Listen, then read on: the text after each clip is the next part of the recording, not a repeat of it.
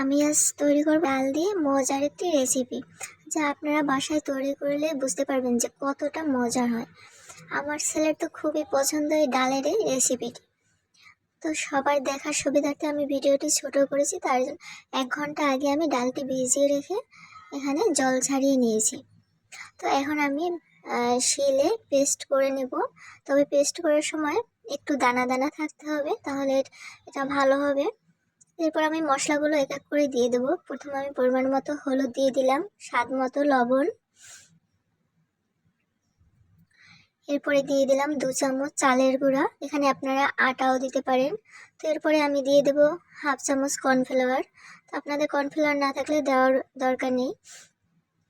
তো এখানে চালের গুঁড়োটা দিলে কিন্তু খুবই মুচমুচে হয়। আর এখানে দিয়ে দিলাম 2টা আমি পেঁয়াজ কুচি নিয়েছি, আর নিয়েছি ধনিয়া পাতা কুচি, কাঁচামরিচ। তো আপনারা ঝালটা একটু বেশি খেতে চাইলে ডালের সাথে কয়েকটা কাঁচামরিচ পেস্ট করে দিতে পারেন। তো এখানে আমি ভালোভাবে ম্যারিনেট করে নিয়েছি। এখন আমি তেলে ভেজে নেব। একটু গোল গোল করে নিয়ে আমি একটু চ্যাপ্টা করে দিলাম। আপনারা গোল গোল করেও ভেজে নিতে পারেন।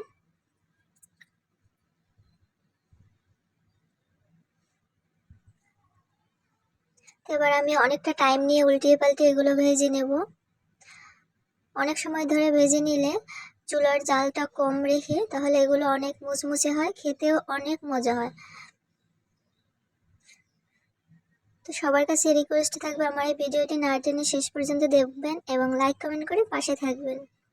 তো দেখুন আমি লাল লাল করে ভেজে নিয়েছি, এবারে তুলে নেব।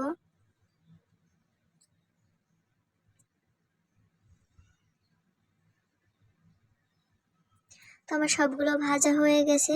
দেখুন দেখতে কত সুন্দর হয়েছে, আর দেখুন কতটা মুচমুচে হয়েছে। তো কেমন লাগলো অবশ্যই কিন্তু কমেন্ট করে জানাবেন।